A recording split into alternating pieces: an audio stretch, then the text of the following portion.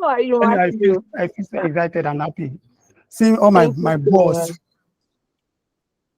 All of you, we call you all of you bosses.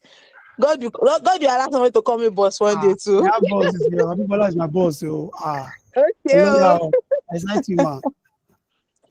okay. Oh.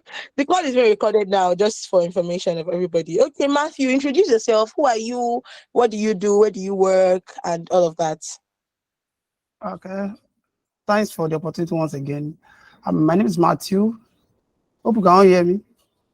Yes, you're audible. Okay, good. Thank you. My name is Matthew. I work with Millennium Power Play.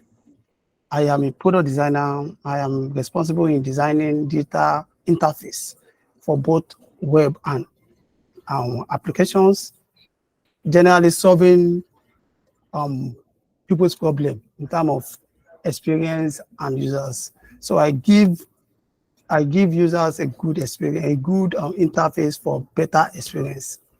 Thank you. Where do you work presently, Matthew? I work with Millennium Power Play. God, you people just came here to oppress me because me, I Uh, created myself. I said brand manager. You people now came millionaire. Which one is millionaire? Which one is thousand? Yeah, just tell me which one is thousand? Yeah, or hundred? Yeah. That you and now decided to oppress me with names of companies. Don't worry. I will update my resume and I'll show you people next year. Don't worry. 2024 is me no, and you people in this game. no problem, boss. Thank you so much, Matthew. It's so nice to have you here. Thank you, You man. Thank guys, you. the amazing thing is, Matthew, which academy did you attend? Oh, I did not go. I did not mention that. The most interesting part of it is I attend Travel Tech Academy. And you are working I in Millionaire Power Play. yes, Okay. Dorcas, what academy did you attend? Privotech Academy. You people are seeing, no, you people just see evidence. We don't explain tire evidence, don't they? Okay, let's move on. Just so you know that Tech Academy it's not just any academy that you're going to see anywhere, We deal with people that work in millionaire companies and abroad companies, just so you know. All right, that's just for a lighter mode. And thank you so much, everybody that introduced themselves. It's an opportunity to actually have you. Now we have over 140 people here. Wow, that is amazing. That is so amazing. And I assure you once again that you will get excellence from this class. Like Faith said she's excellent. So I assure you that you get excellence. Now let's start with the product design people, especially Abimbola, because Matthew already said Abimbola is his boss. So Abimbola, you're going to bring your bossmanship here. Please, Abimbola, oh, from I your remain humble. I don't know what he's yes, talking about. now so it's rich people that always say they are humble. Poor people no get humility when you want humble. So they talk saying humble. You get. So Abimbola, from your years of experience, how do you define product design to a layman or a newbie? Someone that has never heard about product design, they just see it online. Maybe they have seen it on our Instagram page and they're like, what is product design? And even when you and Matthew were introducing yourself, they were like, what are they saying now? Develop application, design something. So what is product design to a layman? And I know that UI UX design as a term is more popular than product design as a term. What made UI UX design popular, both the career and the term? Did you get my question, Abimbola? Yes, I got it. Okay, you can go All ahead. The right. floor is yours. So yes, let's say as let me explain to a layman because I know that people who are not so familiar with it or people that have no prior experience in product design are here too. Okay. So yes, you always hear UI UX design. Some will say product design. Some would think that it's the same thing. So what exactly is it? So okay, when I talk about product design, that should do with designing digital products. Just the same way we see designs all over. If you are observant enough, you realize that everywhere you turn, there are designs everywhere. Be it graphics, be it print, even newspapers, you would always see designs. So now, in the case of product design, it is done digitally. So when you go on a website, there are designs that have been done on that website. The way the text is being written, the way you move around, the way you click on buttons to move to other pages, the way the information there is being presented to you as a user to use it. So that's the work of product designers. We design on digital platforms. Digital platforms meaning that you have to use your laptop, your mobile phone, your smartwatch, your devices to access these designs. They are not prints where you can see them on the road, for example. You have to use your phone. Do you understand? And so, what about the designs on this platform? And how do you use this platform? How do you use these designs? How do you feel when using these designs? How do you feel right now that you're on Google Meet? Now that we can see that we are recording, we can speak. I'm seeing fine faces. You can show your face. How do you feel while using this? So that is the work of product design. And yes, I think that we hear more of UI UX than product design. Though they always use interchangeably. So what's the difference? So when we say UI, that's user interface. You and I, user interface. And so when we say UX, that is user experience. You agree with me that if I say UE, that's you and E experience, it's not sweet in the mouth, is it? So And when we say Bimbola, experience, that's the best. it's the X that comes first. So we say UX. So in actual terms, the UX experience actually comes before the interface. So, but then UI UX seems cliché, like so nice to see. So, what's the difference? So, when I talk about UI UX, it means that you are designing and you are also ensuring that you have very good experience while using that design. So when we say product design, there's the UI, there's UX, and there's the business side of it. We're not just designing for things to just be beautiful or just for you to use it, but we're also designing so that the businesses that have those products, those digital products, would also make their profits. That's the ultimate goal. So that is where product design comes in. Thank you. Wow. Abimbola, it's just paining me that I don't have currency in my pocket right now. That's sprayed you money, but there's no currency in the pocket. I do cashless. Thank you so much for that profound explanation. And I love how you broke it down to bring it down to how we feel. I mean, there are a lot of apps that I've downloaded at one point or the other. Maybe I saw an advert on maybe Instagram or YouTube, especially some apps that has to do with exchanging money because I don't live in Nigeria, right? And I need apps to exchange money. And then I click on this app and it is just disorganized. It does not have one particular direction. You are confused even as a first time user. So most time I'm disappointed. I have to uninstall the app. And when most times when I'm asking people around for best options for softwares, I always include something user friendly. Like I tell them, I want something user friendly. I don't want to also be racking my brain getting a manual and all of that for an app. And so it makes sense that product designers, you guys have come to make life easier, to make life more beautiful, especially the interface of apps, website, and all of that. So I like the explanation. It's really detailed and insightful. Thank you so much for that, Abimbola. And I hope you all are jotting and you're enjoying it, right? So thank you, Abimbola. Now let me ask Matthew. Matthew, what developed your interests or what made you develop interest in product design? Okay, thank you so much for the question. To start with, what actually developed my interest was the fact that I love design. I love good design. That's number one. Then also, I was actually coming from the background of a photographer. I was a photographer initially. So most time I design my photo book. I love good things, good interface. So what Wow. do So you were a photographer. yeah. Wow. So at the long run, I keep on doing my photography. So later, I noticed that it seems I am having more interest in design.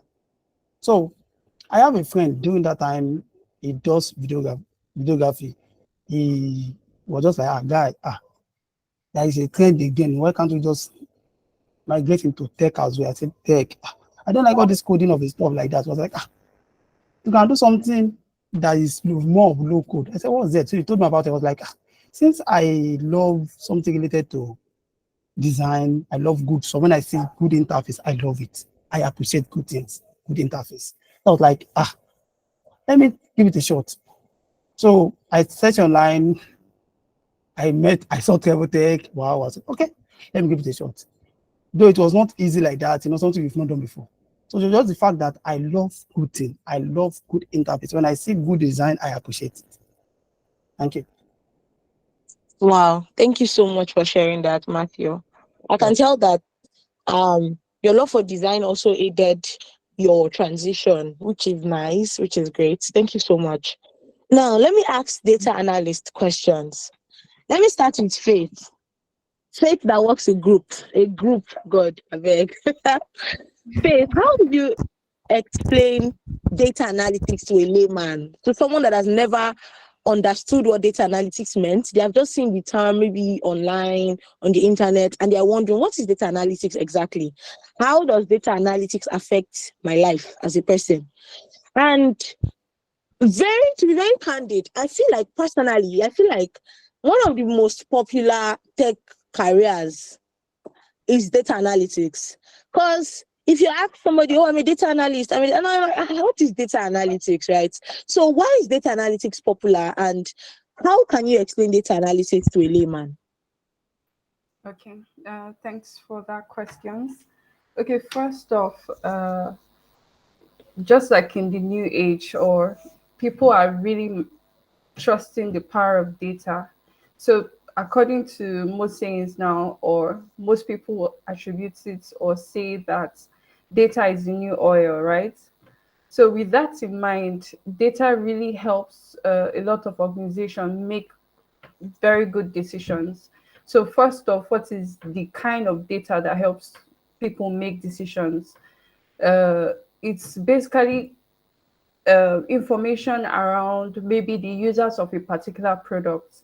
Let me build off of what Abimbola had said earlier. So she talked about creating user interfaces and creating products that people can easily use and be able to maximize in any way that they can. So data in the common sense, or attributing to what she has said now, is we are going to be analyzing or getting information around how are users using these products. Are there shortages? Is there places where they drop off? Maybe somebody downloaded an app and then, just like you mentioned, deleted because the user interface is not very clear. So what that means is that from the data that is collected, the organization can easily decode, okay, this is the reason why people are maybe not using our products, they're having difficulty with the user interface, and with that, they can simply improve.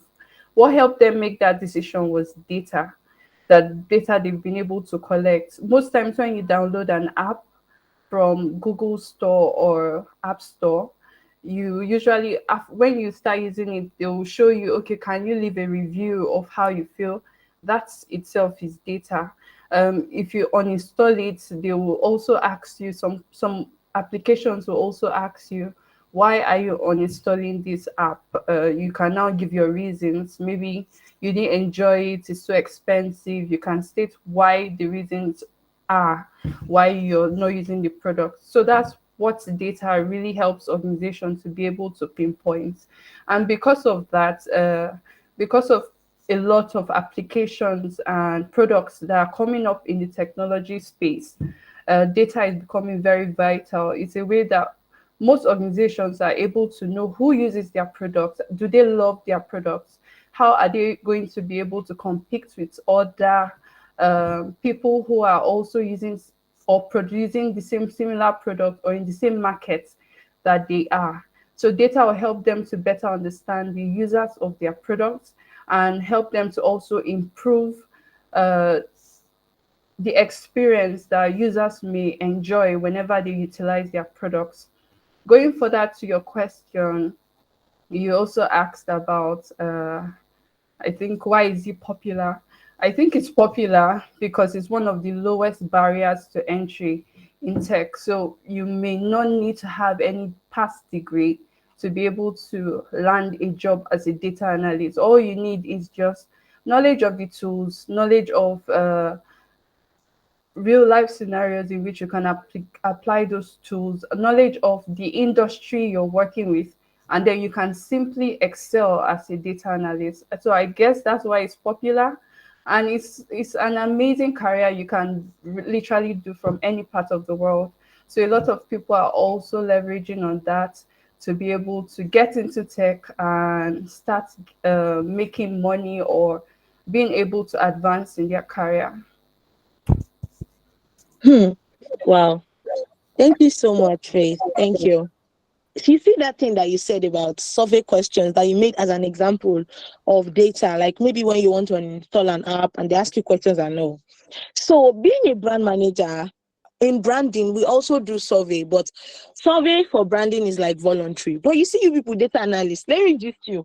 So there's this ride that there's this app I used to order ride here in the US, and the app, anytime I order a ride, maybe for example something came up and I need to cancel the ride. These people will not let me cancel the ride unless I tell them why I want to cancel. And one day it was so annoying because the driver was almost where I was, and I found out that, oh, I don't need to go to where I needed to be again. So I wanted to cancel. Now, canceling, of course, meant that they would deduct an amount of money because the driver was nearby. But at the same time, I knew it was better than paying the whole amount and disappointing the driver when he got to me. So I clicked cancel ride, and they did not put option except they asked me, is it expensive? Is it too far? And I was like, I'm not in the mood to write story. Just cancel the ride. It was that day that I canceled that I uninstalled that app because I was so mad. But now I know better now that you're explaining that you people use it for data analytics. You use it to gather data to know how to like improve the app better and what to do, what the people want and why. So I think I know better now. And maybe for the sake of you, I'll start answering all those questions. Please do. Thank Thank you you. so much. Thank you so much for sharing. Thank you so much. That was so insightful. All right. Now to Dorcas. Dorcas, I have a question for you. I want you to tell me or describe what the work life of a data analyst looks like. You being a data analyst, what are your job responsibilities? What are the things you do on your day-to-day job? Okay, thank you. Thanks for the question.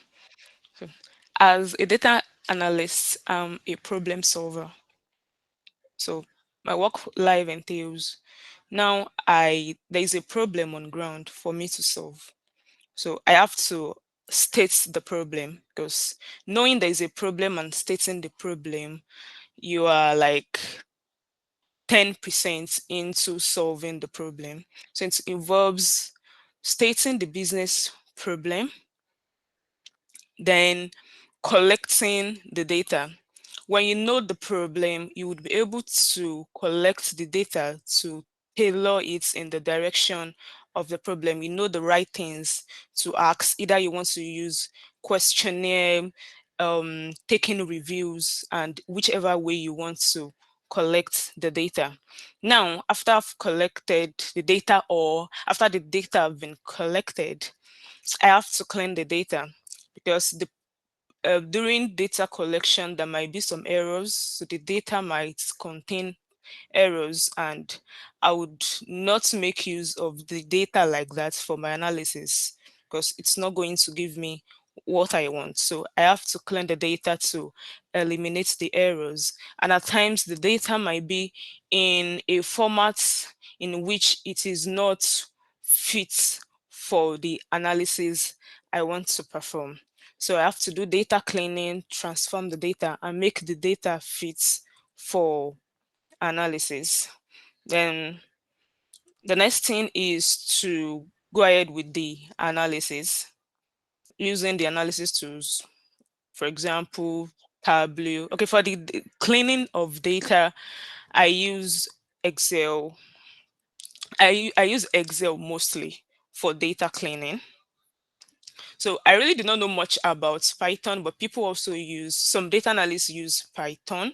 And for data that does not need much cleaning, it can be done on Tableau, but mostly I use Excel. Then after data cleaning, I move to data analysis. And for the data analysis, mostly I use Tableau. So the analysis is to interpret the data, to convert that raw data into meaningful information. So with the analysis, I get insights, and After data analysis, now I have to present the findings through visualizations, dashboards, report writing, and communicate them to who I'm supposed to report to, or the stakeholders. Thank you. Okay, Dorcas. So me, I have question. Oh. And my Okay. question is, you said that you were saying you were using the word for your data analysis, right? So what's the difference between data analysis and data analytics?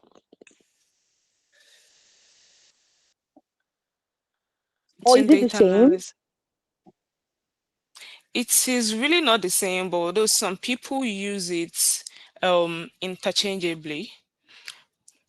To the best of my own knowledge, I think data analysis is mostly used for statistical purposes. It's mostly used for Okay, so statistical purposes. What did you okay, say? so you like this, you're a mathematics person like this as you are.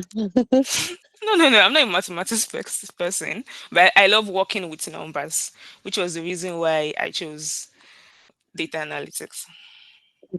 Thank you so much.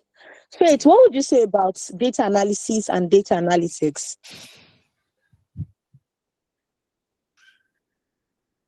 Okay, thanks for that question.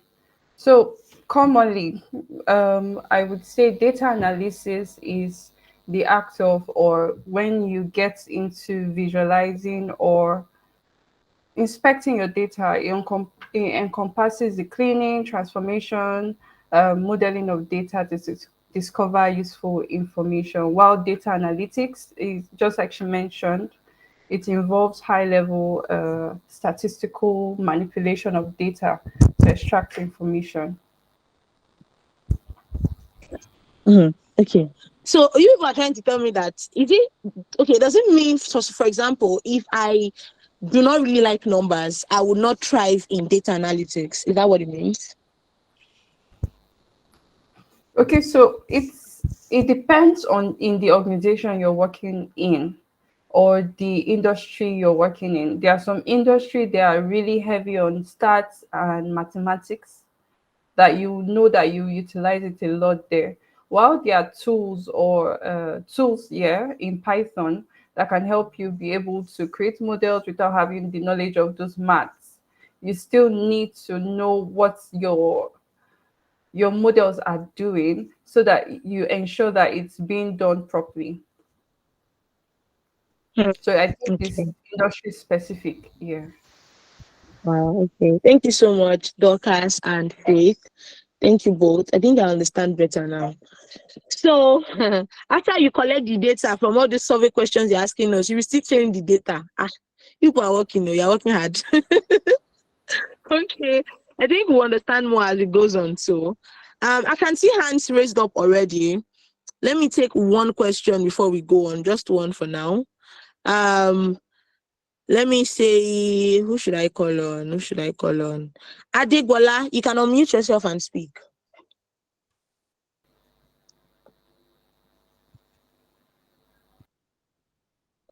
Is Adegbola here? No. Okay. Ayobami, you can unmute yourself and speak.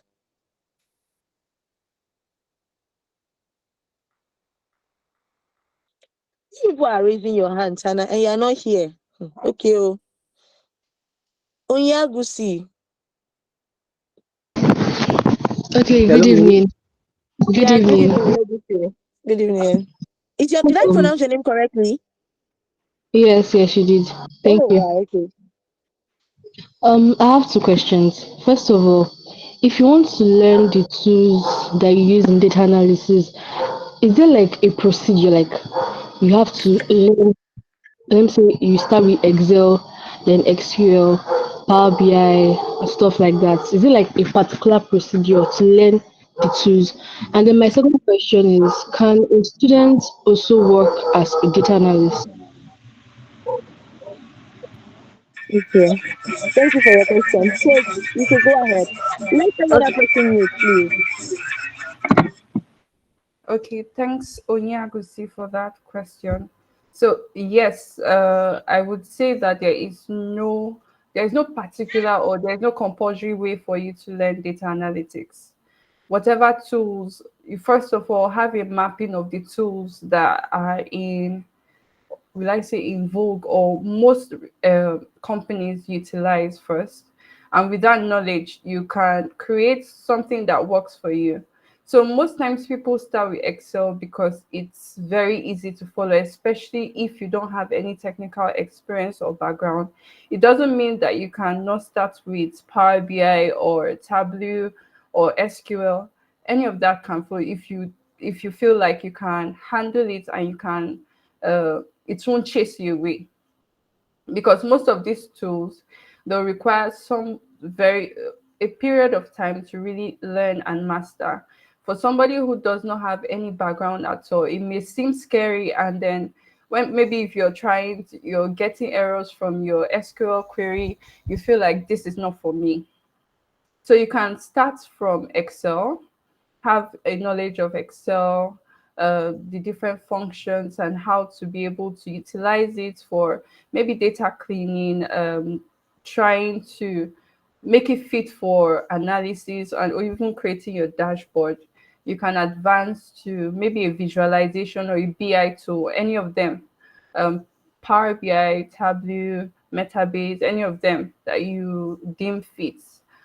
Then you advance to SQL, and then it's just gauging your own intensity level.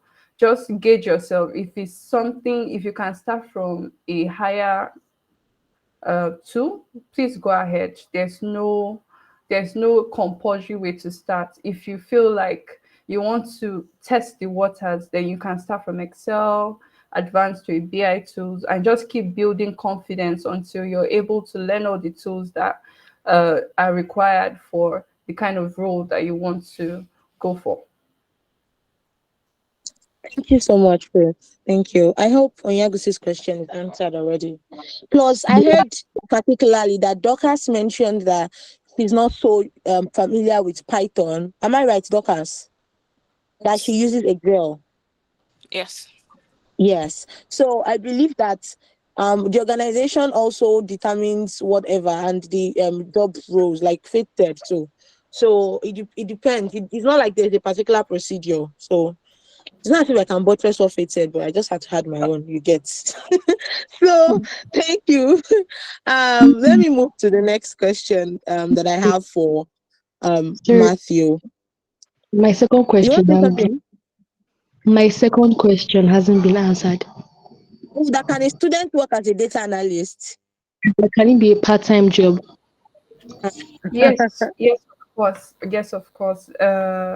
Most One thing that tech offers is the ability of flexibility. Yeah. So yes, you can work as a data analyst even whilst being a student. Most people get internship roles because of the time limits that they have as students. Like students can only work for a specific period so that it doesn't affect their schoolwork. So yes, you can work as a data analyst. Maybe if you have an understanding with an organization, maybe during your break you'll come and do internship before you go to school. You probably stop the role, depending. Yeah. Oh, they not Thank you. quickly tell me this update. Oh, why are you just telling us this one, Faith? Why? Why did you allow me? Why did you allow us to finish before you're telling us? Why? Okay, thank you so much for that.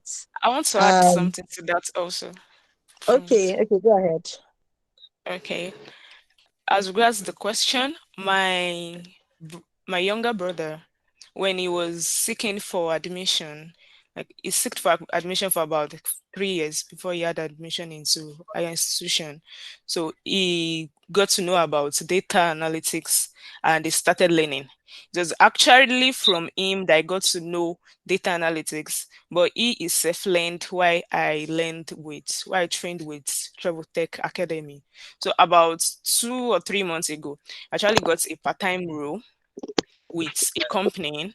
Now he's a student of Kwara State University, is in 300 level studying electrical engineering and also works as a data analyst part-time. So it's possible. It depends on how you can combine both. Hmm.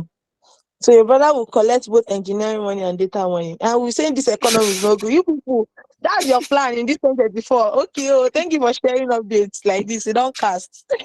Thank you so much, everybody that contributed. Oh, yeah, Lucy, do you have answer to your question now? Yeah, thank you so much. You're welcome. All right, so moving on.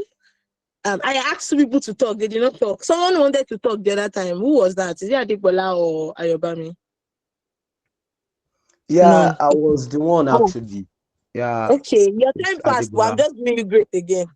Where did you Sorry, go? sorry. You It went to was grab my popcorn. network and my phone. It Okay. was hanging. I could not tap in.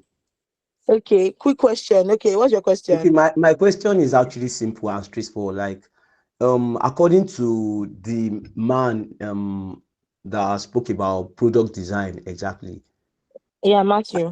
from the little ahead, I feel product design is still different from UI and UX. Can you just expatiate more on the difference between product design and UI UX? Ah. So it's the man you want. You don't want the woman, Abby. No, no, no. Anybody can. Sorry now.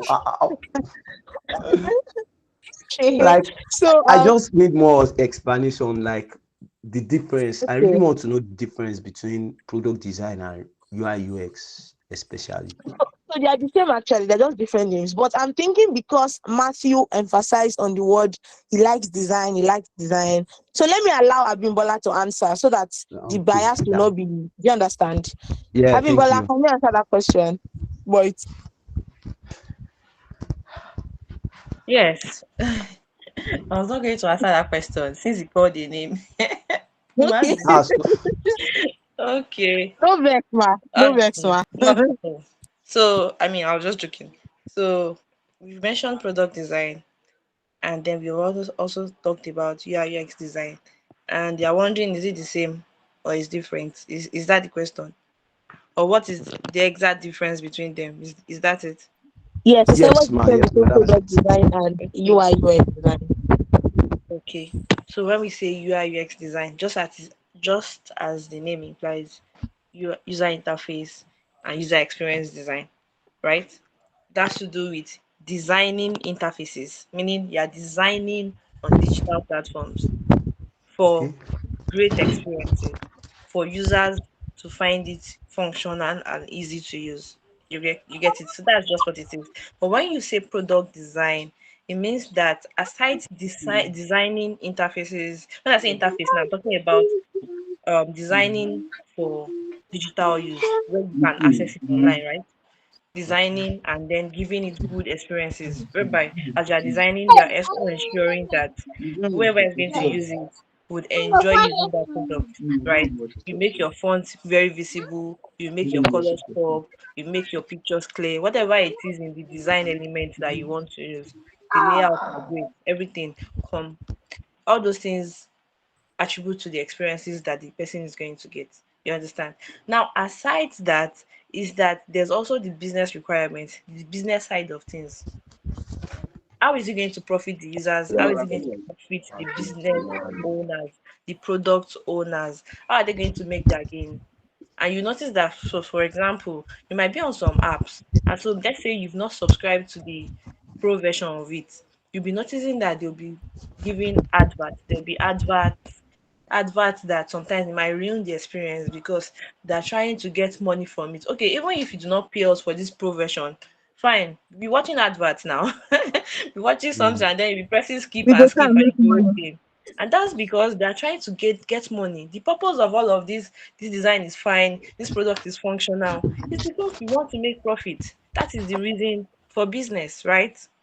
So Yes. when you are a product designer, you know about UI UX. Yes, we know what that is. You know how to do that. But you also know how to balance all of these things to ensure that businesses make profit.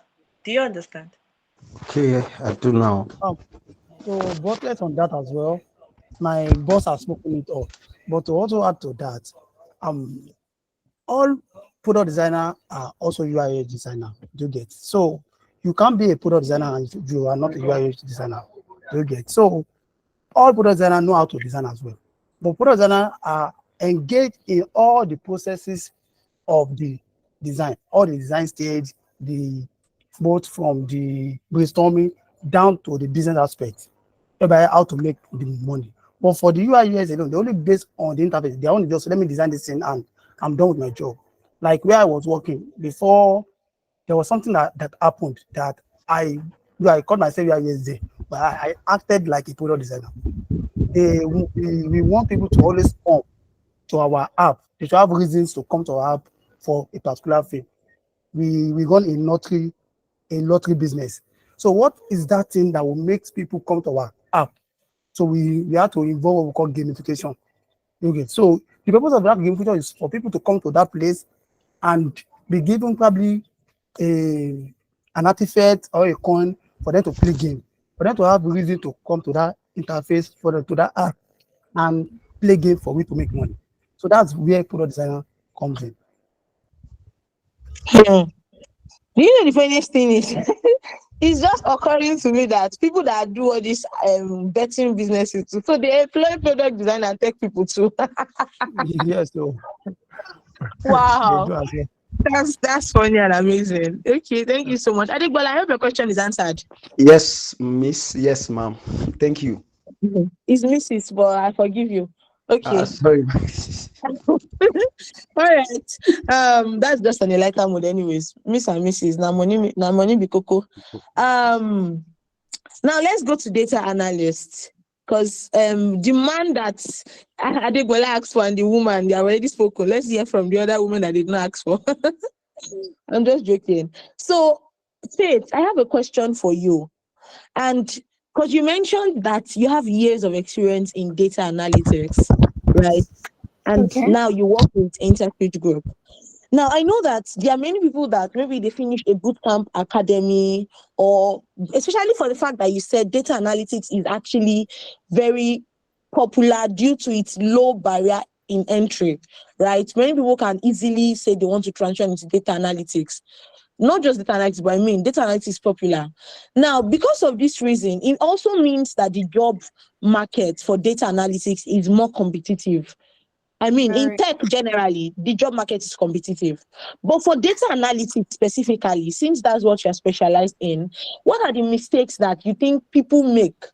And it actually takes them so long to land a role in data analytics. Okay. I love this question a lot because most Hey, bootcamps don't get to talk about it a lot.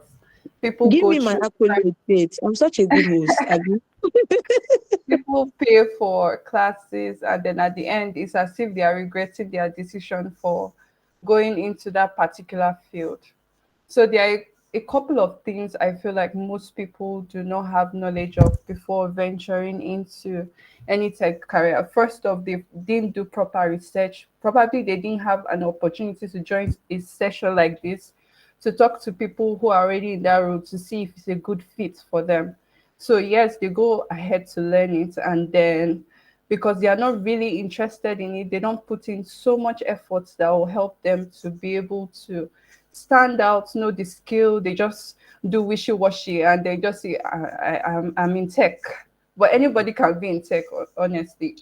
So first off, they didn't do their proper research, or they didn't really do the proper things that they are meant to do, or have the proper knowledge of the tools. When they probably start applying for roles, they find out that they have nothing to show for it because they cannot work on projects. They just work on probably, or look at, do follow-up projects that they did from class, and that's all that they're showing because there's no interest in that field. Additionally, I find that, or I feel like most people feel like because I have learned a particular skill, jobs should rain on me. It doesn't happen that way. You have to apply. Whenever you're learning a technical skill, you have to know that you're becoming a global phenomenon. And with that in mind, you're competing against people that are even better than you, who have more opportunities being in different countries that will opportune them to have that role more than you. So you have to really put in your best, like stand out. That should be your goal, stand out, especially if you're going to be applying for roles, because there are people that have qualifications, there are people that maybe they went to a school that could make them get that role better than you. Just imagine you're applying for a role and maybe there's a Harvard graduate. I'm not saying that other schools are not good, but because of that mindset people have with Harvard graduate, they may be like, okay, let's pick this Harvard graduate over this person because I mean Harvard graduates have things that could say that they have the knowledge to be able to apply to the organization. So what I'm trying to say in summary is whenever you're applying for roles, don't just feel like because you have a tech skill, it should be handed over to you. No, you have to work on projects. And one of the ways you really solidify the knowledge that you have for any tool is really extensively work on so many projects. If there are so many opportunities for you to be able to master some of the tools that you have learned, there are so many competitions that hold that you can take advantage of to use it as a platform to solidify the skills and knowledge that you have. Additionally, before you apply for roles, have somebody, either you have somebody look through your CV or you you try to ensure that you tailor that CV or your resume to the role that you're applying for to ensure that you stand out because almost when you're applying for roles, you're not the only person applying for it. So you have to make sure that you bring in your A game. Very, very important, your A game. So I know I mixed up a lot of points, but I hope you're able to get some of the points that can help you really, really land your first role or don't make the mistake when you're trying to apply for roles. Say it. I'm not even going to lie. You just dropped gems on our laps. That's the fact. Because one of the things that I feel is very costly and might even be priceless is getting first-hand experience from people that have walked the path, people that are experts. They know what's up. They know the suffering they have suffered. And they have this thing now, so they can Very exactly. So because I'm very sure that you made some of these mistakes while you started out, and it took you a true. while to also figure the things out. So now you're giving it freely to people that, for example, the last point you made, tailoring resume or CV. See, this thing is very funny, and it might sound small, but it's a whole lot.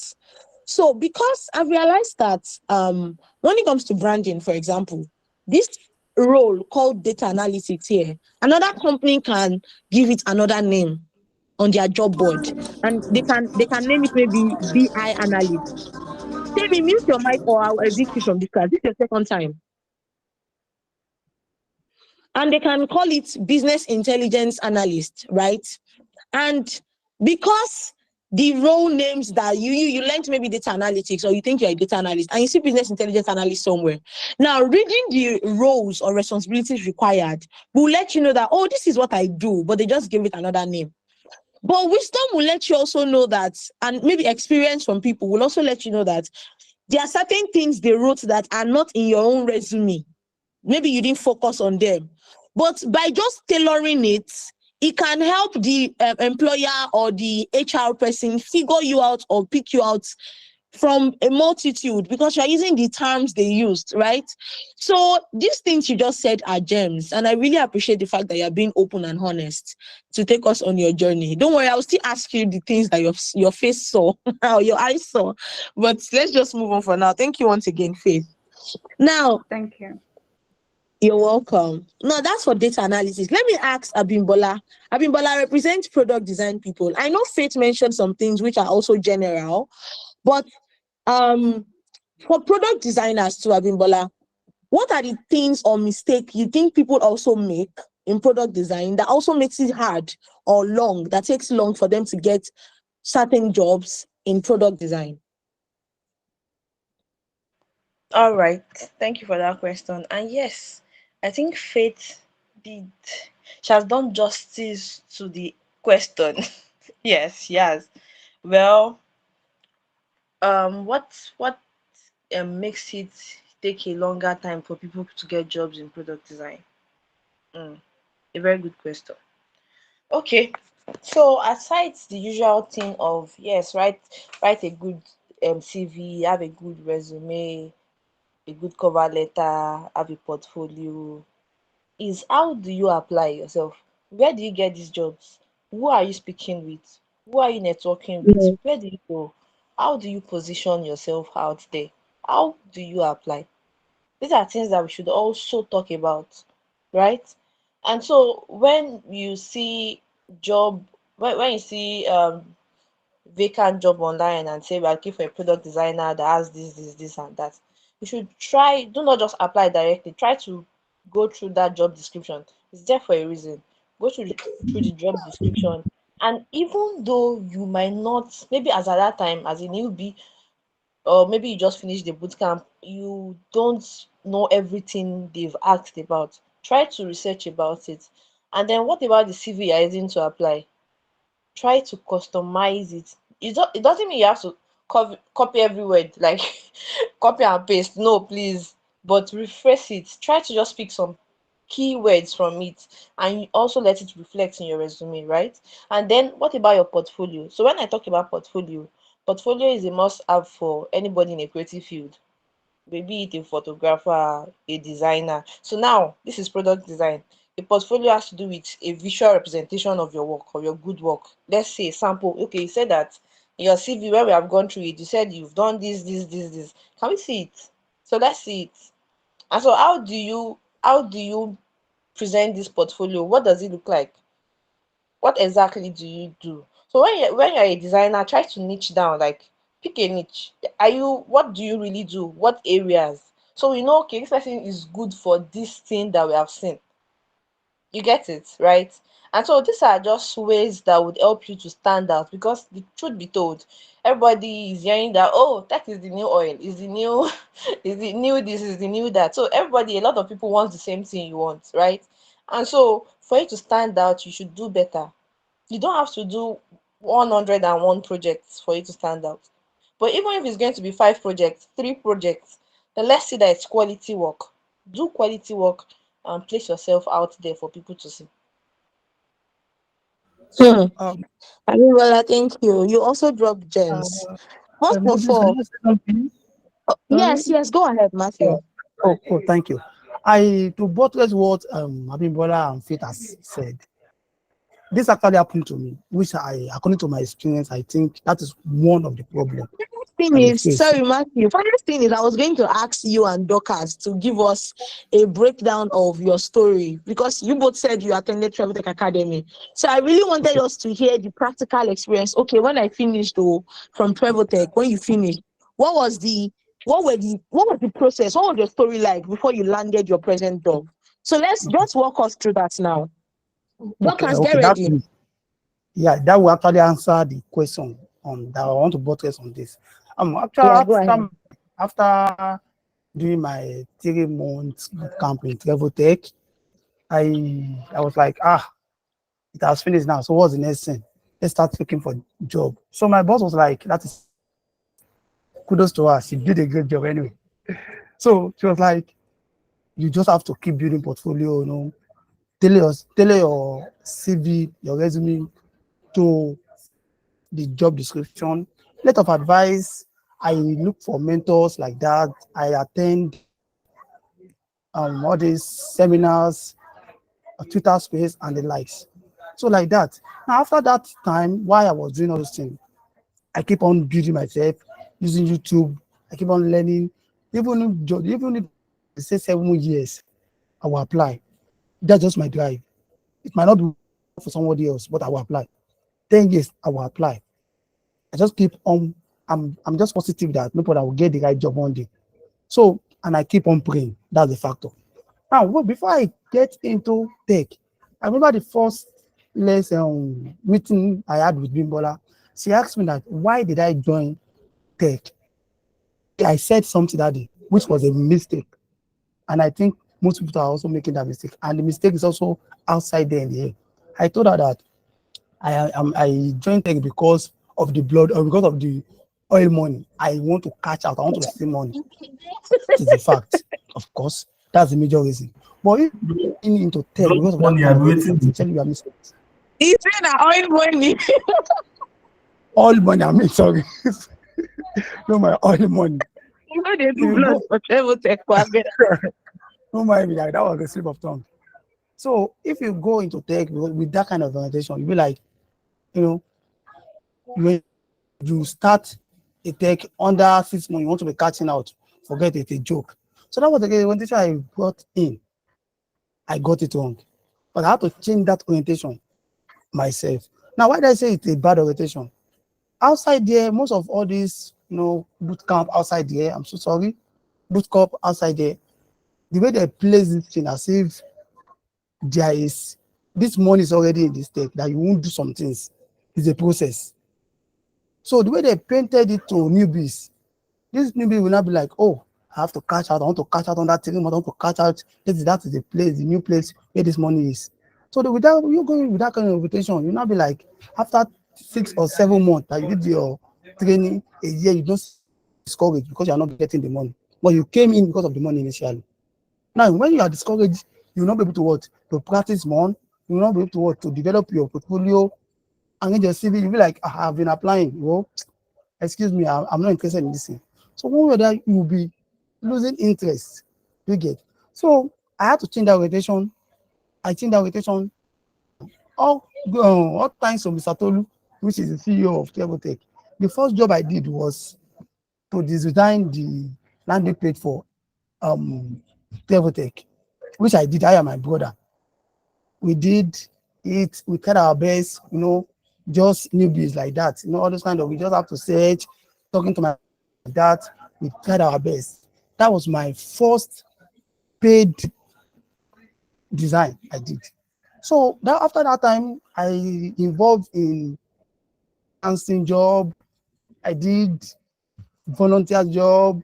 I did personal job with my team, which I created team, back end. We are also upcoming. So we created a team. We designed something. Okay, let's us design it. Let's make it a research. Let's do this. Let's develop it. Though the project is not out there, but it's a process. We are doing it. We keep on learning, keep on adding to our knowledge. So, like I was saying, like I said earlier, I kept on applying every day. That was one of the mentorship class we had some time ago. But I asked for that. How many, I think it was Mr. Tolu, but I don't know. How many jobs have I applied on LinkedIn as in today? He taught us how to apply on LinkedIn and the likes. Okay, do you even apply at least 10 in a day? You try that kind of thing. And you know your onions, you keep doing your things, keep researching, keep learning like that. You keep applying. And don't forget the place of what? God factor. So I kept on applying. I kept doing the thing. I was discouraged. As in serious, I was really discouraged. I would sometimes, if I feel discouraged, I would just call Bola. I would speak to her like that. Sometimes I was like, just keep doing your things. I kept doing it. I kept doing it. So that was after I have let go of that orientation. Okay, let me continue with the idea. I want to solve problem. I want to create an interface, a digital interface that will be appealing and with a good user experience. The money is there, but at least I change the orientation. So I just apply at random on a fateful day. I did not even know how, when I applied for this particular job, this is my current job. I did not know when I applied for it. I applied for so many jobs on LinkedIn. Then I just received a call on one particular morning, like around that 10, 11 o'clock. Was like, this is Nina Papley. Please, can you take your mail? You have an interview with us. Like, when did I apply for this kind of job? I don't know. So, but I just take your mail. Can you still come today? Boss. So I was called. I was like, I checked. It was like, if you can't come today, come tomorrow. So I gathered my resources. I did everything. I went there, did the interview. I was given a case study to design. I did that, brainstorming and everything. So what am I trying to say is that was how I got the job anyway. So what I'm trying to say, if not because I let go of that orientation that I get to take like this, I'll start catching out. I would have been discouraged. The money is good, but at the same time, forget about the fact it's a process. You are going to sacrifice for it. It's a process. Rome is not built in a day. A drop of Okay, water. Matthew, let me ask you this practical and sincere question. From Okay. the moment you said you had a mindset shift and you started Yeah. applying aggressively, Yeah. and you were not just there to just make money, but you wanted to also solve a problem. From that period Yeah. to when you got the job, how long Mm. was it? Okay. Let me say under 6 months. Under 6 months. Okay. But you had been volunteering, right? Yeah, yeah. I've been volunteering for project like that, for research and the likes. Okay. Thank you. Thank you so Yeah. much, Matthew. Okay. I like practical experiences. I like practical stories because it's a journey, right? And we can relate to that journey. Thank you so much for sharing your story with us. Before I take a question from the audience, let me allow Dorcas to also share a story. Dorcas, can you tell us from the moment you finished your bootcamp at Travel Tech, tell us the story. I All know you're right. a good storyteller too. All right. Thanks for the question. My own story, yeah. Okay. Just like Matthew said, newbies have this mentality that once they finish their training, they would land a job and they'll start making money. Yes, there is money in tech, but have you gone through the processes? Have you done what the things you're supposed to do before you start making the money?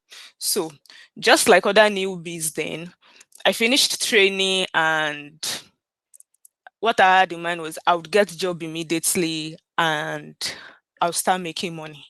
And for weeks became months, 1 month, 2 months, 3 months. There was nothing. I was applying for jobs, I was applying for internships. I did not even get even ordinary interview that okay, you do interview and they will tell you we'll get back to you. I did not even get one single interview, and I got really discouraged and frustrated. Even at the point I abandoned it, I left it and I went into another thing. But after a while, I discovered that what I went into was not my thing. I just loved data analytics. I love working with numbers. Then I returned. So by the time I returned to data analytics, I discovered that more than half of what I knew, I already forgot. I forgot it You went on almost sabbatical leave. almost totally. I forgot it almost totally. It became very strange to me. SQL gave me a very hard time when I was learning, even during classes. Thanks to our teacher then, Jumobi, really, she really helped us then. So after I came back, the SQL became very strange to me. So it now became um it was not it was that I was just learning data analytics from the scratch. So I learned something at that point that I shouldn't have, even though I was discouraged, I shouldn't have left it totally. So I started learning again, but at that point I was learning better. The things I did not get at first, I got them. Then um Travel Tech Academy, after you are done with your 3 months training, there is mentorship section for the graduates. So during the time I said I abandoned it, I also did not attend any of the mentoring sessions because anything data analytics, then if I hear it like this, I will become angry. That's something that I've done Not for yet. weeks, months. Something I thought, let me just finish this training like this and start making money. And I did not even make one kobo. I did not even get any job. So the mentorship sections then also I did not attend. So after I came back to it, I started attending the mentorship sessions, and there was one session Mr. Tolu talked about how we apply, the right way to apply. He talked about tailoring our resume because some people they use, despite the fact that all the jobs you're applying they are data analytics job, you should not just have one resume that is like a general resume that you send for all the jobs. If it is in the case of cover letter, your cover letter also must be tailored to the job description of the job you're applying to. And also, when you're good with that, there was something also made mention of when you're trying to send the message via mail, you don't just attach your documents and just send. You have to kind of like introduce yourself a little bit, then attach those documents and send them. So from the mentorship session that I got that information. Also, I think there was another one also. He made mention of networking. He made mention of networking, that when you're applying, yes, LinkedIn is a good place to look for jobs. Indeed, is a good place to look for jobs. But just as you're applying, there are hundreds of people, if not thousands of people, also applying for that same role. In fact, some of them might even be better, skillful than you. So it's important for you to know the power of networking.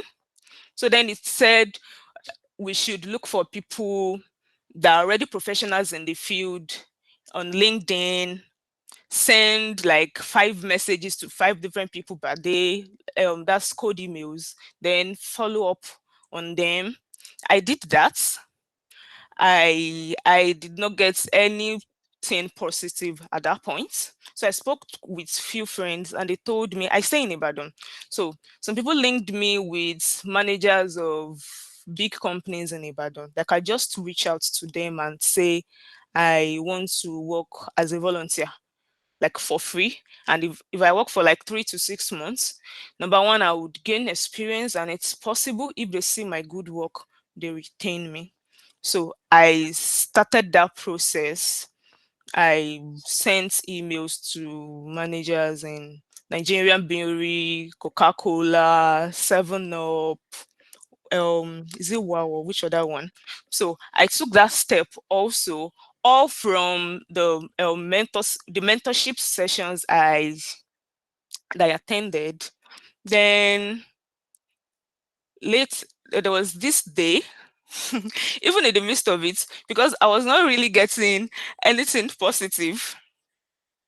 I did not abandon it. I kind of like reduced the pace I was going with it, because I stay with my parents, and for more than 1 year, my parents know that I've been into data analytics, and they themselves, they are saying this is not, it's as if it was not working for me. So they've been introducing me to other things, but I did not listen. But at that point, I listened. Then my dad introduced me into safety, into HSC. And there was a company that wanted to employ a safety officer, and I needed to have a certificate. So to have a certificate, I have to undergo a 1 week training. First day of the training, I was right in the training. I had already paid. I was taking the first class, and I got a call. I went out and I was told somebody referred me. I should prepare for interview that evening. And I just left the training and I went to prepare for the interview. So I did the interview, and that was what got me this first job. Thank you. So this first job is the job that is in Texas, USA, right? Yes. And now you work remotely from Nigeria in Ibadan. Yes, remotely. Yes. Let me ask this question, maybe a bit personal, but I just want to have more insights. Did your job come with incentives, like maybe some extras apart from the salary you earn? Yes. At first, at my first week, during my first week, they gave me a system, a Like a new one. laptop? Yes, a laptop, a sophisticated system, so You to don't even say. need to have sophisticated, because I know how much laptop is here in the US. So for them to give you a laptop, that's like over $800 that they gave you. So You're right. did you not tell, if I were you, I would have gone to meet my mommy and say, mommy, say how far? Safety. I'm not doing safety again. Wow. Mr. Tolu, you want to say something? Yes. Okay, go ahead. Introduce yourself, Mr. Tolu.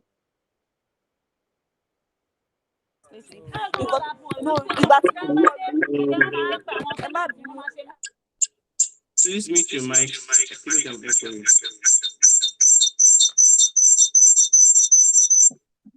Okay, can you hear me, guys? Yes. Okay. I just wanted to say something from all the story that has been shared. Kudos to people that have shared their story. I'm Tolu, and I'm the founder of Treble Tech Academy. Right, I like uh, being in these sessions because sometimes I just feel like I should also contribute my own 2 cents. You get so like I mean sometimes I get emotional right on some of these stories that we hear in travel deck, although a lot of people do not also share their stories, but the ones that share, we appreciate them because a lot of people like to hide their successes when they even know that you were instrumental to their success. Yeah, so now, I would just like to say a few things, which would help people also, which I believe would help people also, from the stories that has been shared or that have been shared. Now, these 12 of them in different fields, one in data analytics, one in UI, in product design, they had a lot of similarities. Number one, 12 of them were once discouraged, right? But something kept pushing them, right, to do what they were doing until they got where they got to, which is the interest and the passion they had for the fields. And why am I saying this? We get a lot of questions a lot of time. Oh, which course should I go for between UI UX and data analytics? And you just want us to just tell you, do data analytics. Oh, UI UX. It doesn't work that way. This is your life we are talking about, right? You have to do your due diligence to make your own research, right? And to ensure that you are picking a field or a career choice that you really want to do, not a career choice that someone said you should do. Because we know that there is nothing in this life where you would gain success or that you be successful with that would not come with the discipline. And the discipline and consistency would come from your knowledge that or your the passion you have for that thing. There's nothing you want to do in this life that will come at your fingertips, will just come and meet you, right? It doesn't always happen like that. Even anywhere, even the thieves that rob, do you know how long it takes them to plan an operation? Right? Like even stealing, robbing is not an easy task. Now it takes them to plan an operation, to plan, to make plan B. Do you get? Do you know how long it takes them to do that? You get? There's nothing in this life you're going to do. There's not going to they're not going to demand consistency, discipline, even when it is not looking fine and all rosy. So if you're going with that mindset that I'll just enter it and I'll start making money, you have a wrong mindset. Yes, a lot of academy will not tell you this. That's the truth. And from my experience in life, people like to buy lies. That's the fact. I've tested it over and over again. You tell them the truth, they shy away. They go they go buy the lie, and at the end of the day, they start wailing and start regretting why they bought the lie. You see? But you are telling them the truth. They feel like the truth is not sweet. I'm not going to buy into it. You see? But the truth of the matter is that in the long run, if you stay with the truth, it will now reward you. Imagine that Matthew had stopped applying, when he was discouraged. Just imagine that even Dorcas did not go back to data analytics after she almost, she petitioned it. Imagine that she didn't go back and then someone called her for that interview. Will she still get the job? No, she won't get the job, and she will still keep complaining that she didn't get the job. You see? So it's deeper than the way we just see it on the internet and the way we just see it but the truth of the matter is that when you eventually now get the job in that field, in 2 seconds, you forget all the sorrows you have. You once had. It's just like a magic. In 2 seconds, you forget all the sorrows you once had, because that's how life is just designed. You have to work for something that is good. Anything that is good has a lot of people wanting to get it. So the competition is always fierce, all right? I'm an entrepreneur too, and I see these things every day. I mean, you need to know the war we fight every day to stay ahead of competitors. So you don't think that entrepreneurship is also a gold on a platter? I mean, is something you just get on a platter of gold like that because of the risk that is there. That's how life is just designed. So you have to ready your mind. You have to prepare your mind to be able to do what it takes and not looking for the easy way out. I mean, you spend 4 years in a university to learn something that you may never do with your life. And then they'll tell you to learn something and then to just stay with it for 1 year becomes a problem. After 3 months or 2 months and nothing is coming, you feel that you're already discouraged and life is already ending. Really? But you spent 4 or 5 years in school and your certificate is in your wardrobe at home. You didn't even use it. You see? So what we are saying now is that there's a right mindset that one should have when trying to come into the tech space. And that's what the two stories, I didn't even know that I was going to ask them about their stories, right? And that is what I believe that the two of them have done, right? Which we all could take 1 or 2 things from. That, okay, I'm going into this now. I need to know that I like it. How do you know you like it? You can go online, make research. Do you like figures? You can take consultation sessions. For example, in Travel Tech, we have consultation sessions, although it's not free, right? Although if you call us, we can advise you on the call, some 5 minutes on the call, we can talk. But if you want a deeper session, maybe 30 minutes, maybe 1 hour, it's not free, right? You pay for it. But in the long run, these things worth it because this is your life we're talking about here. We cannot just say, oh, go for data analytics, oh, go for UI UX then, and at the end of 2-3 months, you are not frustrated because you don't even have the passion it takes to sustain the energy you need to get the job you want in that field, right? So, truth of the matter is that there is money in tech. We have established that, and it's a fact. Tech people are paid 5x, 6x what you see in other roles or other job fields. I mean, one day I and Dorcas that spoke here were talking, and she was saying that the amount she started getting in a month is more than what a parent has been earning for a lot of years working in with the government. And that's the truth. Yeah, that's the truth. So the point is that it might take long, but when it comes, it is far, far rewarding than many other careers out there. Yeah. So you don't have to now say, oh, because it's taking long, then it's not worth it. It means you are maybe lazy to do the work that is required.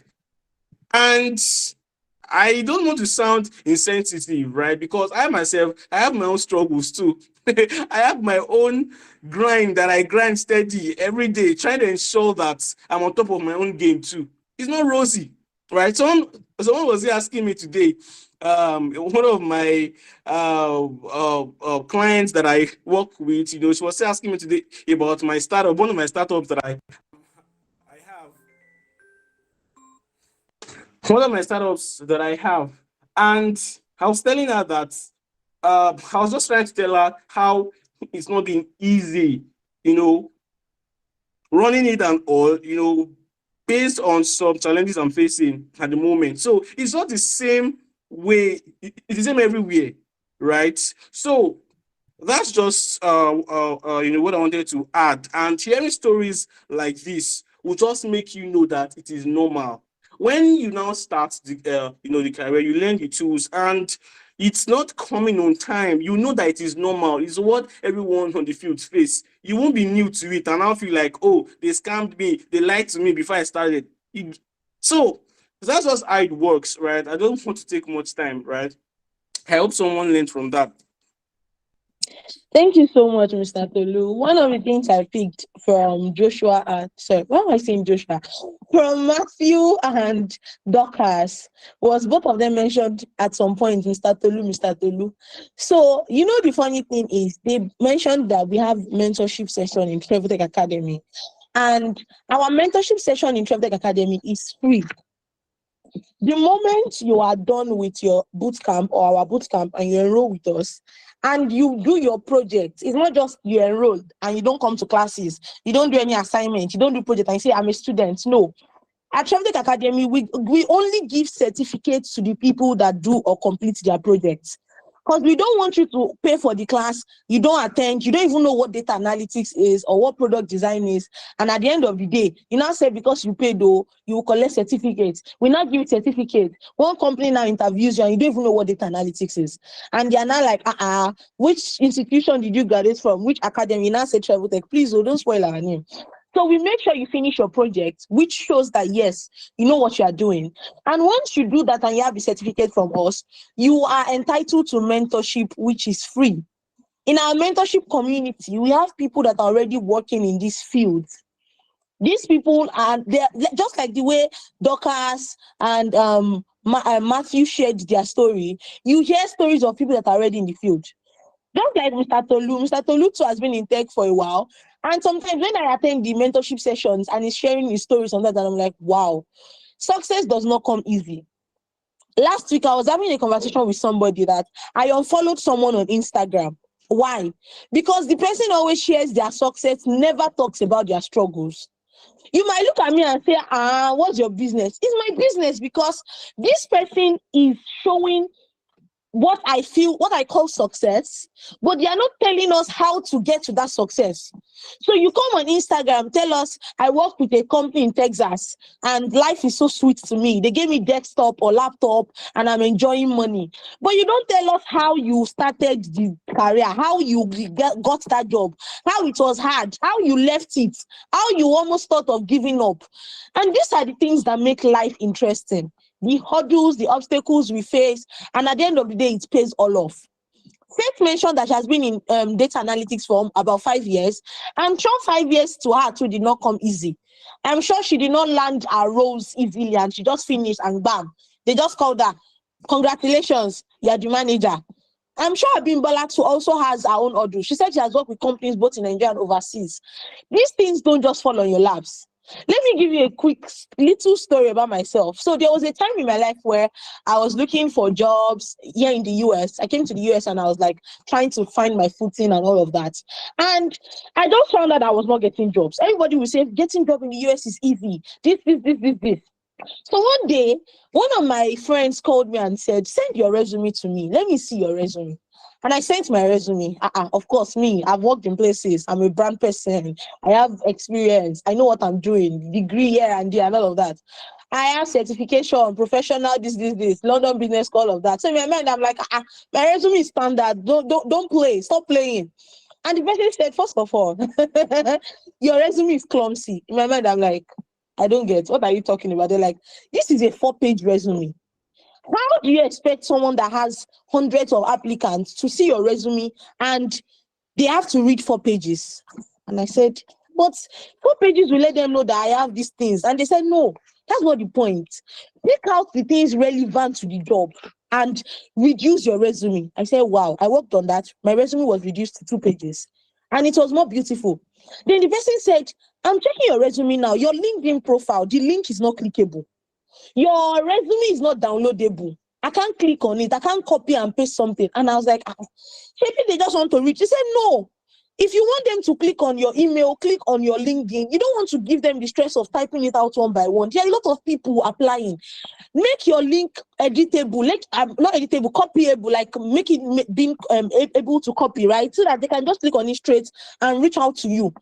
And I discovered that just by that, a lot of employers or HR people were limited to even reach out to me. Even when they saw I had the skills, they could not reach everything in my resume, number one. Number two, they could not click on my links. They had to type one by one, and it just discouraged them. And me was on the other hand saying, I've been applying, this and this is not happening. What am I trying to say? Sometimes the experiences of people that have gone ahead might be the changing or determining factor in your life. So we advise people, if you enroll in our academy, join mentorship sessions. You will learn. You might think, oh, you're an island of wisdom, but you will learn, right? That's number one. Number two, keep grinding. Don't just say you do something once and that's the end. I remember a time I used to also do cold emails to people on LinkedIn. I would send people emails daily and messages. I would just send them messages. I'm this and this and this. And it might look as if, why are you texting random people? You're texting random people, but you have a better chance because other people are applying to a job board. But you're applying to their email directly and they're looking at you like you know what you're doing. I mean, so let's just know that nothing good falls easy and comes easy, right? Let me take questions from the audience. Thank you so much for those that talked again. Registration is open for data analytics and product design at TrevTech Academy presently, and registration closes on Wednesday. Today is Saturday, so if you want to be among the people that will start the next cohort, this is the best time to enroll. Somebody from our organization is going to paste links here. Krista, please paste the links for our WhatsApp admin WhatsApp chats and WhatsApp groups or community so that people can also do that. Now, let me take question from the audience. UniX is saying, good evening. I have a question for data analysts. Did they apply for freelance jobs on Fiverr and Upwork? Thank you for this question. In fact, I wanted to say something about this. Both Dorcas and Matthew talked about volunteering. They both volunteered. So don't just say, oh, you're applying, nothing is coming, and you are not willing to do free job for anybody. How do you want to make your resume robust? How do you want to prove that even what you say you really know how to do it? Internships, all these things, you can start with that, right? So let me give the mentorship is free, Abdullah. The mentorship is free. Once you enroll, the bootcamp is paid, but the mentorship is free. Let me allow Faith answer this question. Faith, because the person said data analyst, applying to Upwork, Fiverr, freelance jobs. Is there what do you think? What do you have to say about that, Faith? Okay, thanks for that question. When I started, I applied everywhere you could apply. There was no place I did not apply. So if you're done learning and you feel like your skills are up to par and you're confident in what you can do, apply anywhere. Don't limit yourself. Apply on any websites you could find, legit websites. So don't go and apply on scam websites. Website that post real jobs, even if it's $5 for a Fiverr work, please go ahead, apply. Some people feel like when they are being paid maybe less than they should because of the tools that they have, they may feel like they're being shortchanged.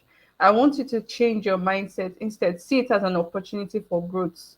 You've been able to go through the boot camp, you have learned the tools. So see the opportunity to apply as an opportunity to learn. So if you're done learning and you feel like you want to apply for Upwork work, jobs, Fiverr works, please go ahead. Most times, or even when I tried Upwork as at then, what I did was basically when everybody applies, I'll tell the person that this is my first role or this is my first job. I can absolutely do it for free. So just use that technique to be able to get Upwork jobs and be able to really apply your skills to the real world scenario. Because if there's anything that I found when I got my real job was that what you learn, I know what you learn in boot camps they are really useful, but in the real world scenario, so many things are happening. If you're able to get that experience before you even land a full-time role, that will put you ahead so that you don't become discouraged. Maybe when you land your first role, you feel like, it's like, I don't have the skills, or you start feeling like you're not up to, this job is not for you. So if you can get the real world experiences through pro bono, like volunteering, doing free gigs here and there, applying, working on your portfolios, please do. If you have opportunities to get any Fiverr work or Upwork, please apply for it and do, free or not. Just try to find ways you can apply your skills that will help your portfolio be more robust and heavy, so that when you're speaking to interviewers, you're confident in how you're speaking, so that they don't feel like, if we employ this person will not be able to deliver. If there's anything most of these pro bono jobs do for you, is that it builds your confidence. So please go ahead, apply for Fiverr, Upwork. It will help you build confidence and also get better skilled at the skills that you already have. Thank you so much, Faith. Thank you so much. That is explicit. See, there's one question here that I need to even talk about. Abimbola, you're the one that answer this question. Emmanuel Idowu, thank you for asking this question. The person says, on your resume, is it okay to increase your years of experience on a job to meet up a job requirement? Abimbola, what do you have to say about this? Sorry that I'm laughing, but the question is funny. In fact, it's not kind of, it is funny. So if I get it right, he asked that, is it possible? Is it good to increase your years of experience to get a job? Yes. So maybe the job says someone with 7 years should apply, and you are just 3 years. Is it okay for you to say you are 7 years when you know, of course, you know you can do that thing, but you are 3 years? But is it okay to say you are 7 years? It's not okay at all. What will be yours will be yours. That's what I believe in. And then why should you lie? I think that you should just always make your watchword, because even if you lie that you have about 7 years of experience or something, it might later come back to you. But then there's something. So if when you saw the job, the job vacancy, it says that they want someone with 7 years of experience. You don't need to. This is how you do it. So when you are tailoring your CV, when you want to write a CV for a job, right? You should, how would I put it? You should emphasize on the experience, on the parts that you know you are more qualified with. Is it on the skill set, or is it on the experience you have, or is it on your education? Something that would minimize that part where it says that, in fact, you shouldn't need to reflect that you don't have up to 7 years of experience. The truth is, do not lie, because okay, so even if you lie and then you get the job, and then it might later come up. Even if it doesn't come up, it doesn't just really make sense. If you really get it, you'll get it. There are times that I've seen job descriptions like that they will say you should have about 5 years of experience. In fact, you should have a course, or you should have a degree in computer science. And I don't have any. Should I shock you? I studied forestry and wildlife at the university. Yes. And people keep asking me like, wait, how did you do it? But the funny thing is, I mean, since I've been working in tech, and since I've been getting tech jobs, I can hardly count the number of times that they've actually seen my certificate from university. And I didn't lie. I put it there as a question and guideline. Where am I going with this? If you get it, you get it. Just know your own your skill. Thank you so much, Abimbola. What did you say you studied in school again? Forestry and wildlife. God, I Greek people in tech. Are you serious? So now Greek money no reach una again. Una come they collect tech money. That's how life is now. Imagine, it's for all of us. Wow. Well, let me even ask this. Matthew, what did you study in school? Oh, you even said you were a photographer before, Seth. You have even answered that one. I studied food science and tech. What did you study in school? Okay, I studied business management. Dorcas, what did you study? It is well. Public health. You are leaving your place of duty because of the oil money. But you know what I just what is there is it just shows that to be in tech, you don't need a background in a techie course. As long as you can, you maybe you attend a bootcamp academy, or you take a course or whatever you decide to do, and you undergo the training, and you can do the projects. And someone said food tech, there is tech inside. There is tech of food. It's a tech of food, processing of food, though, not IT. Okay. As long as Uh-huh. you can do the project and you know what you are doing, then why not? You can go into it. For example, I also said I'm a brand manager. Can you tell me which school in Nigeria you know that studied that one of their courses is brand or branding? Right? But one thing is, we want to know what you can do. What can you offer to us? How can you be of help? Right? That's what matters. So if you are here and you're thinking, I'm already studying mathematics now. What do I do with my life? Your life is in order, my dear brother or sister. As long as you are willing to transition, that's what matters. And you have the energy, you are ready to be disciplined, stay true to whatever you have decided to go into. You are good, all well and good. You'll be fine over time, right? Thank you so much to the 4 people that spoke. Let me now ask this question. Let me ask Faith and Abimbola these questions. Don't let me ask Fola and Dorcas, because it might be biased because you both attended Traveling Academy. So let me ask Abimbola and Faith.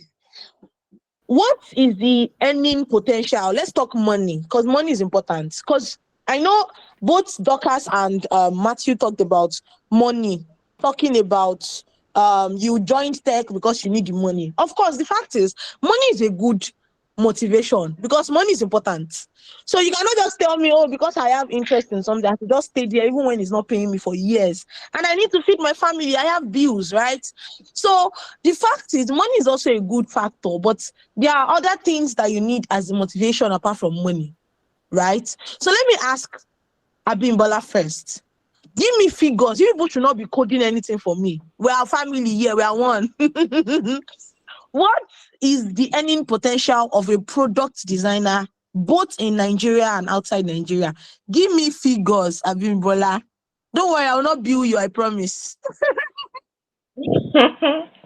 Okay, you don't want us to be coding anything now. You want to Don't see code what it, oh. Don't code it. okay. So here's the thing. Most times they are always how would I put it? They conduct research across to see on average what are they earning in Nigeria, what are the product designers in Nigeria earning, and what level. So when we talk about your earning potential, we should always take note of the location, that is the country, and your level of experience. So for newbies, so when I say newbies, that's for those that just got started in product design, right? And also let me put and also talk about the companies. Is it a startup or is it been there for years? How rooted is it, right? At least for a newbie, maybe it's a junior product design, at least you start to earn nothing less than the 300,000. That's for Nigeria. So when you now think of, but although there are times that it might be a little bit less, I noticed that uh I noticed that she mentioned that oh sorry, I think my network. I noticed that she mentioned that there are times that even after the boot camp, you see that you want to apply for something, and the yes, Faith mentioned this, and you see that the amount there is very low. Yeah, you should volunteer. So now, aside the volunteering role, and then not really bothering about how much are they paying you because of the experience you are trying to build. Now imagine where you have built experience over time, you volunteered, you have projects to show for it. And yes, you mentioned you have to feed your family. What about the time? What about your effort? What about your data? What about your skill set that you've built? So yes, you need to make some good money. That is why we are here. We can talk about all the passion and everything, but what fuels passion? We need money, right? So okay, in Nigeria, you should start earning 300, but there are some that have it less based on the fact that maybe it's a new startup. You agree with me that there are startups everywhere, and so some of them, maybe because of their capacity and all, might start with something like about 200,000. But that is for levels about, let's say, about 1 to 2 years of experience. But then moving forward, you have about 2, 3 to 5 years of experience. That means you are a boss on your own. You know your onions. You know what is right. You've had things to show for it, right? You've had projects to show for it. So the earning potential can go as high as 500. In fact, there are millionaires, there are people that earn millions in a month. Yes, because there's no limit in tech. That's the funny part of this. In fact, there's no ceiling when it comes to what you can earn. Really, there's no ceiling. Depending on where you work, there are times whereby okay, in one job role, I've earned something so low, say let's say about 200,000, and then by getting the next one, you are earning like 500,000 per month. Now I'm talking based on salary here. I'm talking about per month. I'm not saying per week or per year. It's per month. So then you can go on and go on and go on, times in it, even times two, times five of it. So this is what you do as if for I know that there are newbies here. So for you to be sure of what I'm talking about, when you go to popular sites like say Glassdoor, Indeed, try to see what the product designers are earning. Check the location and check their experiences. Is it Nigeria and how many years of experience do they have? Right? So that's it. Hmm. When you said, imagine I was working somewhere and I was earning as low as 200,000, I'm like, is it 200,000? Like, you people should not come for me because I know, yes, the economy is what it is, but let's be candid. How much is minimum wage in Nigeria again? Somebody should help me. Is it not 33K? Please, though, we're not dealing with minimum wage in this place. Please, please. That for people to just understand that for real, when we say there is money in tech, there's money in tech. Yes, it does not come out that easy and all, but I mean, dedicating 1 year of your life to something that you know that after this I'll be earning almost times 10 of the minimum wage is really sensible. It's really sensible. Thank you so much, Abim brother. Thank you for your honesty. And if you are opportune to get a job outside Nigeria, someone says, I know of a product designer earning $1,700 as an intermediate. You see what we're talking about? Money is important. Money is good though. You would think that money is not, you understand, intermediate in here. If you now become a boss of his own, like Abimbola said in court. So that's just it for product design. Let me ask Faith. Faith, tell us what's the earning potential for data analysts, both in Nigeria and outside Nigeria? Give us figures, Faith. I will not bill you, I promise. Okay, no problem. Okay, so just like she mentioned, it's dependent on the organization as well as the region you're applying or you're going to be working in. So an average in Nigeria, an entry-level data analyst can earn as much as 200,000 and above. For intermediates, they can earn as much as 500,000 naira and above, as well as senior roles, maybe going in for 1.5, 1 million and above, depending on the organization. Some people earn more, some people earn less, depending on how you're able to sell yourself and as well negotiate during your interview. Abroad, there are so many factors. We all know that abroad they really value a lot of things, so you can earn as much as $100 per month, annually, if you're an intermediate abroad, if you're working with maybe a US company. For entry level roles, you're looking at least $60,000 and above if you're entry level. But it's also dependent on the skills that you have. So, and maybe the organization or industry you're working in. For senior roles, you should be expecting at least 150 and above. As well, if you're able to negotiate during interviews, if you're able to sell yourself well, you can earn more or even less. So I try to just state the figures, but it all differs. Different people may have different opinions, but this is what is usually recognized all around. Wow. Thank you so much, Faith. So we can see that from both careers, entry level, let's even bring it down to like 150K up until 250 for entry level, depending on the company, right? It just shows that it's worth it at the end of the day. It's going to be worth it. It's going to be worth it. It's going to be worth it. Thank you so much, Faith and Abimbola. Thank you so much. And let me say this once again for people that are just joining. Registration is open for data analytics and UI UX or product design at Trevor Tech Academy presently, and registration ends on Wednesday. So The links have been put on the chat box. Priska, please paste them again. Once you click on the links, there's a WhatsApp direct message link where you can chat with one of our admins. We have communities. We have over 3,000 people in our WhatsApp community, and we have over 2,000 or so, or 1,000 in our Telegram community. So we have communities. On Instagram, we have almost 12,000 followers, 11,000 something, 800, I think. And follow us on Twitter, follow us on Instagram, follow us on LinkedIn, where you can see upcoming events about TrevorTech Academy, free classes like this that are insightful. And also for our for our data analytics and product design courses, registration is ongoing. Don't snooze or you lose. So don't snooze. So okay. I think Mr. Tolu was replying to someone in the comment section. Okay, I'm just going to take 2 to 3 questions before we call it a night. Let me take Peter Naroka. Peter, you can unmute your mic and speak. All right. Good evening. Thank you for the opportunity. Good evening. Yeah, I'm actually new to this platform. I just got to know about it, I think 3 days ago on Facebook. So I want to know exactly how much it will cost me, and I mean everything, the timing and how we have to go about it.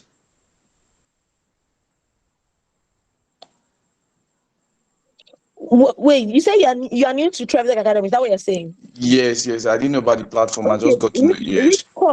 Which course would you like to go for? Okay, I prefer data analytics. You prefer? Yes. Okay. And sorry, please, before I forget, is it possible for me to get to connect with Dorcas, the lady that presented? I don't know. You can, Dorcas, please reply in the comment section if you like to be connected with.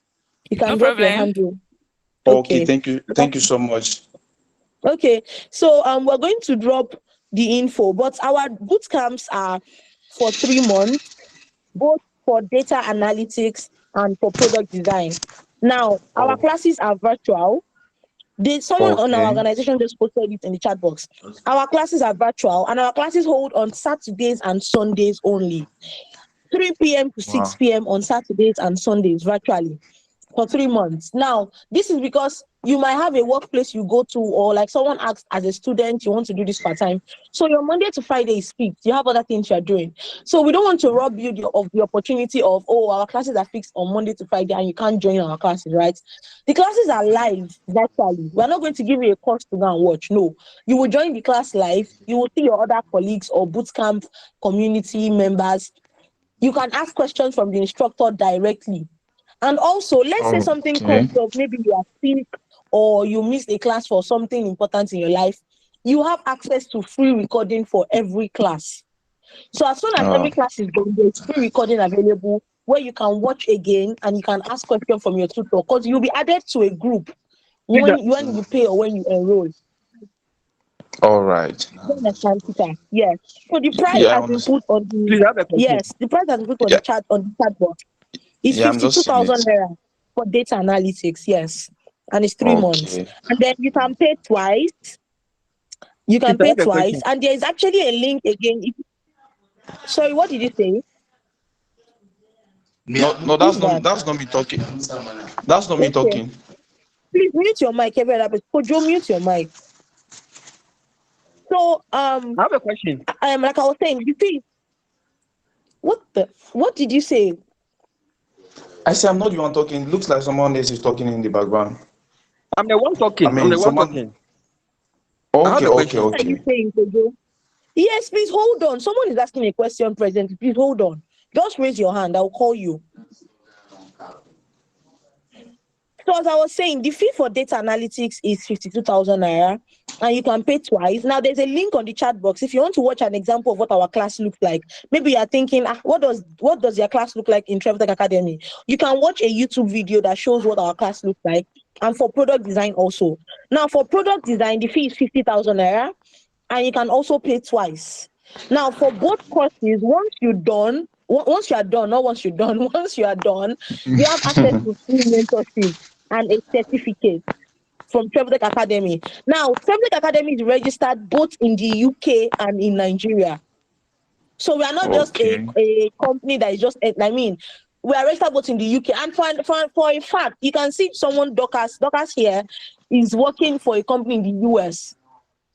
And Dorcas did not go to a Nigerian university to study data analytics. So it just shows that our academy is recognized, right? Then someone is saying the class are only Saturdays and Sundays. Yes. What is the course content? Go to our website. The link for the website has been posted. www.trevortechng.com. Click on data analytics or UI UX or whatever program. You will see the curriculum each day, what you're going to learn and all of that.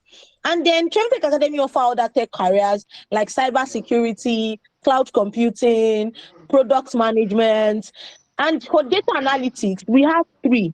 We have Power BI, we have Tableau, we have Excel. We have SQL, right? New York. Okay, just check our website for more information. So we are not just teaching you one tool, right? You can actually learn more than one tool once you enroll for our data analytics program. Thank you, Peter. I hope your question has been answered. Yes, it's been answered. Thank you so much. Right, For Dorcas, I don't know how to get across to her. Dorcas, please drop your link or Instagram handle or whatever platform you use on the chat box so that she just drop it LinkedIn. So you can follow anybody that wants to speak Dorcas can follow. All right, thank you, ma'am. Please mute your mic. Thank you. You're welcome. Kojo, you can speak now.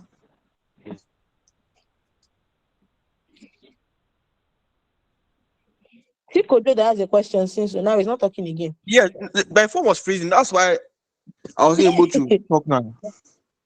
You okay? Yeah. Go ahead. I wanted to ask about the data analytics tools you'll be learning within the curriculum. Whether you are going to learn all the tools like, let's say, like Power BI, SQL, Tableau, Excel, and Python, or you are going to learn just a selected number of, selected tools from data analytics tools from what is fully available. Sorry, I didn't get your question. I mean, are we going to learn all the data analytics tools, or are you going to just learn a selected number of them? Okay. So in Traveltech Academy, before, our data analytics program had just Tableau, SQL, and Excel. So now we have Power BI also. We introduced it recently. So we have 4 tools present, but you have to choose between Power BI and Tableau. And then you can now do Excel and SQL with it. So you cannot do both Power BI and Tableau. You have to choose one of them. No, you cannot. Because both of them are, I think they are both visualization tools. Okay. So you have to choose one. Okay. Yes. So what about Python? That answers that. What? Python. We don't do Python. Okay. Our academy is an academy without coding. I forgot to say that earlier. Sorry about that. So one of the uniqueness of Traveltech Academy is Traveltech Academy teaches tech careers without you learning how to code. So we don't do Python because Python requires coding. Okay. Yes. I want to know about whether your certificate has credentials, whether I just said that. We are registered in the UK. In the UK. Okay. Yes, and one of the speakers that spoke attended our academy and she works with a company in the US. So our academy is recognized. We have credential. We have almost 12,000 followers on Instagram. So we did not just join today. We did not just start today. Actually, that's what he's asking. Are you asking for a verifiable certificate that has a unique credential? Is that what you're asking? Yes. Something that on LinkedIn, where they certificates and what you can learn some. So you click a certain link and then to redirect you to. Yes, we have. You have sorry, I didn't know that was what you were saying. Yeah, we have. Okay, thank you, Mr. Tolu. Someone says one can actually succeed and solve problems without coding. Yes, The people that you heard spoke today do not code, and they are successful tech professionals. Coding is optional in tech. You can be a tech person without learning how to code. And that's what Tech Academy does. We take away the barrier of coding and we help you become that tech person you want to be without learning how to code or programming. So now we have spent 2 hours in this class and it was so insightful. Even me, I don't feel like going to my house again. Hold on, Kojo. Mr. Tolu, go ahead. Please, I want to know. Just an emphasis on that. Hello, can you hear me? Yes, I can hear you. What did you say? Yeah, I just wanted to say something with what you said, right? So we are not saying that you should not learn coding, or if you want to learn coding, right? If you feel like that's the path you want to go, right? It's fine, it's all good. Yeah. We are just saying that if you, in case you have a phobia for coding and you feel like, oh, if I don't do coding, I can't succeed in tech. It's not true, right? That's just the message we are trying. I mean, we are. I mean, she was trying to tell you. You get, so it's not like if you want to do coding, you should not do coding. No, it's that if you have phobia for coding or you don't want to code, it doesn't mean that you cannot still find your place in the tech space. Just like Dorcas has said, you can be a business intelligence analyst, you can be so you don't have to it's not compulsory that you learn Python. There are tools you can learn to still be a business intelligence analyst. However, if you like to go the coding route to, once you are done with learning all those tools, you can also add Python to it. But I would not advise that you start learning analytics with Python, because you might just give up along the way if you don't have some foundation, cleaning data and manipulating data, right? If you just start with Python, you might just, except you want to go into machine learning, fully, and that's a different discussion. Thank you, Mr. Tolu. Kojo, you're not coming down. Oh yeah, let us hear your last question, Kojo. Okay, so meaning that you can be a certified data analyst without necessarily having the knowledge of coding, right? Yes. Dorcas just said she's certified in. I mean, she's a certified if data you have analyst. knowledge in Excel, SQL, Tableau, or Power BI, you're fine. Yes, you're fine. If you don't do the coding roles, you're fine, right? But if you want to do the coding role too, it's all good, right? We don't discourage that. We are just saying that it doesn't mean that you're not certified or you're not fine. I have a couple of friends who don't do Python, and they are data analysts in big companies in Lagos. You get, my first major friend in the tech space is a data analyst at Just Right. If you know Just Right in Lagos, and he doesn't use Python. His wife works at Leadway in Lagos and she doesn't use Python. You get, so it depends on where you find yourself and what you want.